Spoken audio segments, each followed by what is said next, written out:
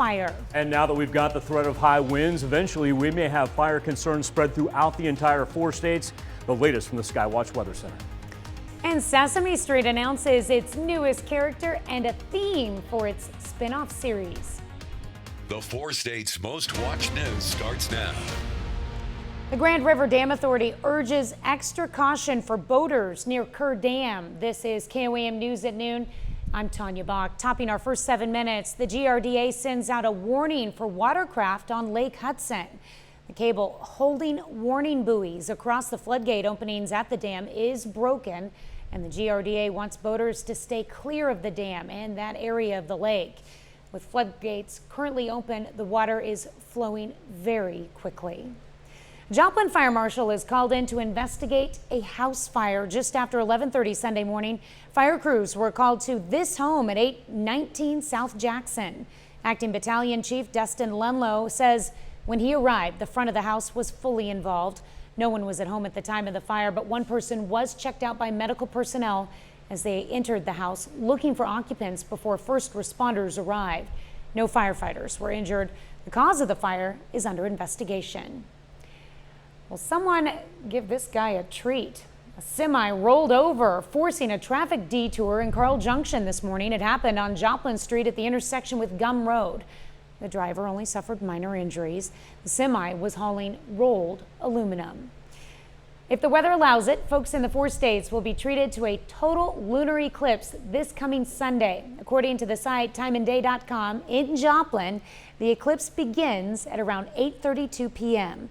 The total eclipse will start at 10:29 and reach its peak at 11:11. I'll start on a lighter note because you said if the weather allows it, which means you're putting the onus Yes. on the Skywatch Weather Center, which I greatly appreciate. But then to talk about some serious things as far as what you were talking about with number 1, the Grand River Dam Authority, and number 2, the increased winds, increasing our fire hazards throughout the 4 states.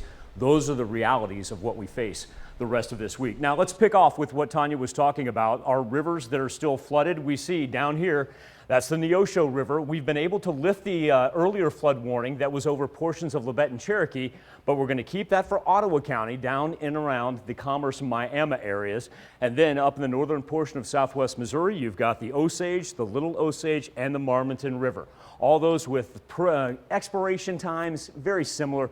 We'll go Tuesday morning. We'll keep monitoring those throughout the course of the next several hours to see if we maybe can't decrease that time frame. Now, as we turn our attention to the winds, while we do not have any wind advisories in effect, this is subject to change because it's just going to get blustier as our day goes on. Now, as we get into Tuesday and Wednesday, the wind backs off a little bit, but for the rest of today, these are not wind gusts. I like to say these are the sustained winds, 25 to 30 miles an hour. There's Old Glory outside of Television City, just about standing straight on its side. Best thing to do is avoid any outside burning today because conditions already right. Even though our humidity's not too bad, doesn't have that muggy feel to it, but not too dry to give us a red flag warning either. It is a warm one, 84 to 88 degrees already here at the noon hour. And so where do we stop? Well, we may throw up a 90 before it's all said and done. Coming up in a bit, Tanya. Not only a 90 every now and then today, but probably more sustained on Tuesday and more sustained on Thursday. Why we might be looking at record-breaking temperatures by the middle of the week when I see you in a bit. What happened to like spring and 70 degrees? How can we go from like super cold to 90? It goes back to the fact that you were possibly blaming weather people for not being able to see an eclipse. Mother Nature will stick up for us every now and then. Mm-hmm. Yeah, Sunday. Looking at that 7-day behind you. Uh-huh. Just cover that up with your left shoulder there so we don't have to look at that. All right, thanks, Michael. Investigators are searching for answers after 3 American tourists died in their hotel rooms in the Bahamas and another had to be airlifted to a hospital. All 4 victims were staying at the Sandals Emerald Bay Resort in Great Exuma. Health officials have not determined what caused the death, but say foul play is not suspected. The U.S. State Department says it is closely monitoring the investigation. A Congress that's been gridlocked on even the smallest of issues will debate a law on abortion rights this week, and there is no realistic prospect of it passing, but both sides will lay down markers days after that leaked draft opinion and months before the pivotal midterm elections. After a weekend of protests outside the Supreme Court, outside churches, and even at the homes of some of the High Court's justices, the abortion debate shifts to the U.S. Senate later today as Democratic Senate Majority Leader Chuck Schumer begins the proceedings ahead of a Wednesday vote to codify abortion rights into law. Every American will see how every senator stands. They can't duck it anymore. A bill is already passed in the U.S. House, but has no clear path to the 60 votes needed in the U.S. Senate. He calls it a bill to codify Roe versus Wade, but that's not, in fact, what the bill does. It is a radical abortion bill, which sadly reflects where today's Democrats are. In a weekend interview with USA Today, Senate Republican leader Mitch McConnell said it's possible legislators could see a nationwide ban on abortion if the court overturns Roe versus Wade and if Republicans win control of Congress. But in new CBS News polling, 2/3 of women under 50 said overturning Roe could lead to more restrictions on contraceptives. Rise up for abortion rights. A concerned Speaker Nancy Pelosi expressed on Face the Nation. This is about respect for privacy. What's next? What's next? Despite the protests that were seen over the weekend, there are political analysts and candidates who say this may not be the swing issue ahead of the midterm elections in an election cycle that so far has been defined by inflation, including gas and food prices. This week and this debate could change that. Scott McFarland, CBS News. Long shot Rich Strike wins the 148th Kentucky Derby with 80-1 odds over the weekend. It was a stunning upset that sent the crowd roaring Saturday evening. Now, Rich Strike wasn't even expected to race. He entered the Derby 30 seconds before the deadline on Friday. The horse had begun the Derby week as an alternate and wasn't added to the field until another horse pulled out of the race. As the horses entered the final stretch of the race, Rich Strike was in the middle of the pack, but surged past front runners and betting favorites Epicenter and Zandon in the final seconds of the race. Epicenter and Zandon finished in second and third place, respectively. The Kentucky Derby is the first race in U.S. horse racing's coveted Triple Crown, which also includes the Preakness Stakes and the Belmont Stakes. The next leg is in Baltimore, Maryland on May 21st. That's a look at today's top stories and weather in our first 7 minutes. Up next on KOAM News at noon. Sesame Street Classics Reimagined. I'm Elise Preston with an introduction to new characters teaching preschoolers through STEM. And later we're making noodles Romanoff in the Mr. Food Test Kitchen. They're new members of the Sesame Street family. CBS Mornings revealed Mecca Cookie, who stars in the new show Sesame Street Mecha Builders. The show reimagines Elmo, Cookie Monster, and Abby Cadabby as robot heroes who use STEM superpowers to solve problems. Elise Preston reports. Mecha Cookie stars in the new show Sesame Street Mecha Builders, alongside Mecha Elmo and Mecha Abby. The robot heroes in training use STEM superpowers to solve problems. This pie we sent is the right size. Mecha Cookie stopped by CBS Mornings to show some of his cool gadgets to Vlad Doutier. I love this cookie counter. That me cookie clock. Your cookie clock. How does that work? Well, me can grow to mega giant, and me can shrink to mega tiny. And when cookie clock go to 0, me go back to normal size. The new series is geared towards older preschoolers. It introduces them to STEM concepts like simple machines, force, and properties of matter, while helping kids practice critical thinking. We need to find another solution. Mecha Cookie also has another important lesson to share about learning from mistakes when things don't go according to plan. Sometimes we not get it right away. Yeah. You know, you have to test it and try it and test and fail, and then finally, hopefully, you solve problem and save the day. I like that it exposes her to new things. It's not like now in the world that we live in is so different. Quick, let's test it. Parents and preschoolers can watch Sesame Street Mecha Builders on Cartoonito, on the Cartoon Network, and HBO Max. Elise Preston, CBS News. Still to come on the KOAM News at noon, Mr. Food. If you have a hard time coming up with a main course for dinner, never mind what to serve with it. then put down your remote and pay close attention. But first, Michael Hayslip returns with your complete forecast.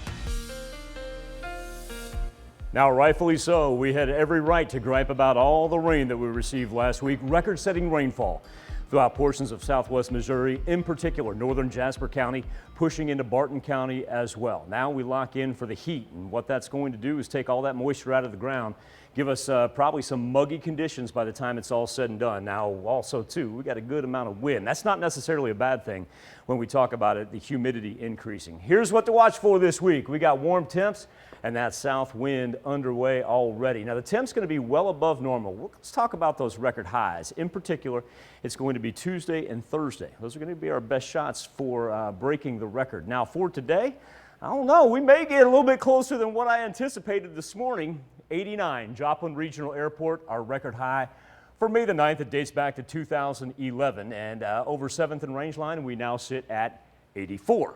Got to remember, we've got a couple more hours before we hit our peak heating. So if we get to that 90, well, we'll start our record breaking just a little bit earlier. Check out that gust measured at 36 miles per hour. And with that dew point, yep, we're now developing about a 4-degree difference between the temperature and now we talk about heat index, what it actually feels like to the body when you walk outside. Highs of 87, that's where we've topped out right now in Sedan. Cooler temperatures to the east, just where we started that this morning, where we had really about mid to low 60s. In Monette and Cassville, now we'll go low 80s and just kind of split the difference. Let's go 82 in Pittsburgh and 86 right now in Miami. Now, the month of May as a whole, average high has been 68.5 degrees. Go back to Sunday. That's when we started the month. So right there, we started off in fine fashion, then we had that little dip. But really, we should be around 73 to 75 each afternoon. So what we're going to do is we're going to make this up real quick. Topped out at 82 at Joplin Regional for Mother's Day. Cloud cover really did help us because it could have been a whole lot hotter. Now, despite the fact that our wind's sitting right now, look at that 45-mile-an-hour gust coming out of Martin Johnson Airport in Chanute. As we get into the middle of the week, this is actually going to back off a little bit. This will be our windiest day of the week, but it's not kidding around. So especially if you're going east-west, because remember, wind coming in from the south, you're going east-west, let's take Highway 400, let's take 126, 160, anything of that nature, even 44. High-profile vehicles, you've got to be very careful. But other than that, no weather concerns. We still do have residual flood warnings left over from last week. We talked earlier about the Neosho, which is now been isolated down to the Ottawa County area in between Commerce and Miami. Got to lift the one that we had earlier this morning throughout southeast Kansas. But then we've got the Osage, Little Osage, and the Marmonton still running for the northern portion of southwest Missouri, and both those running all the way until Tuesday morning. Look at the little green specks that we have. Indicators of flood warnings and watches, and that's from that same system that we had earlier. Do want to point out the yellow here, the green, all this, high winds, flooding, and even some thunderstorm warnings for the upper plains. That will be where the majority of our severe weather is for really the rest of this week. You can see where it's developing right there as the jet stream comes in, grabs that warm southwestern air, shoots it all the way up. It's going to be really abnormally warm from about, say western Kansas all the way to the mid-Atlantic. So here we are for the rest of our afternoon. See how close we get to one of those records. Then as we stair-step through future track, get into tonight, this is just shortly after sunset. Temperatures still sitting in the 80s, an indicator of a very warm night. Tell the kids tomorrow morning when they're getting ready, shorts and t-shirts are going to suffice. You're going to want that, especially when it comes to recess time, because we're back up into the high 80s for tomorrow during our peak hours. And overnight, an indicator of why it's going to be such a warm week.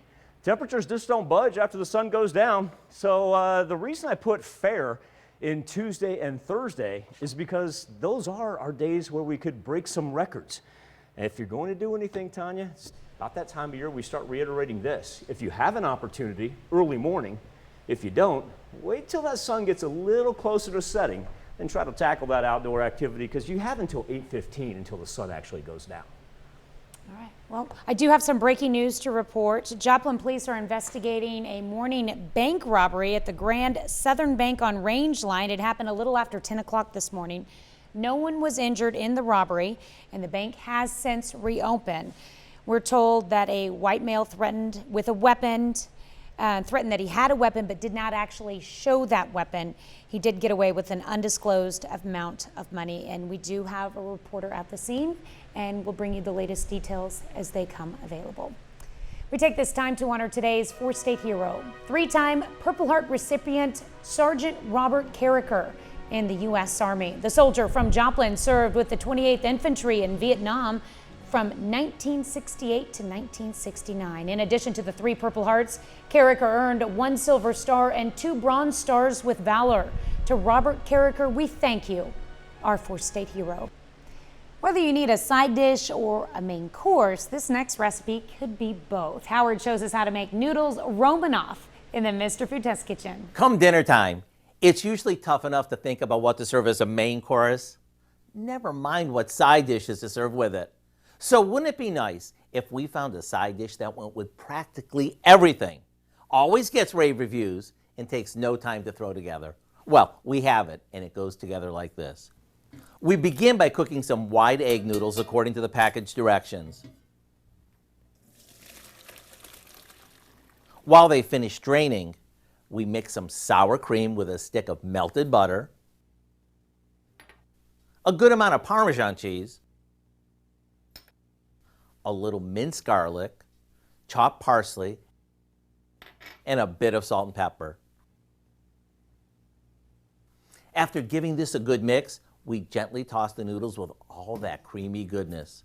And if you want, you could even add in some ham or chicken to hearty it up. We spoon this into a baking dish and we'll top it with more Parmesan before popping it in the oven.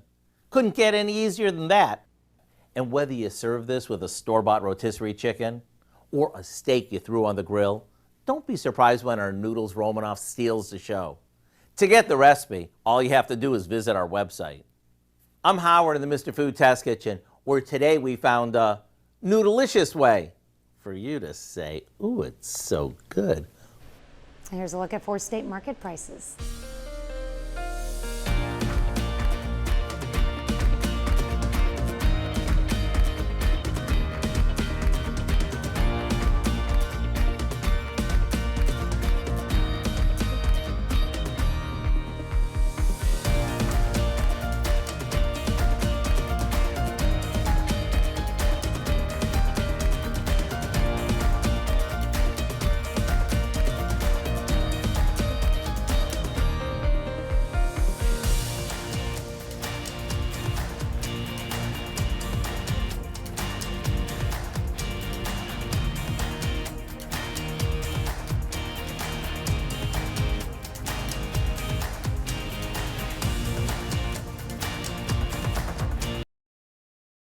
If we get to 90 this afternoon, that'll set a May 9th record.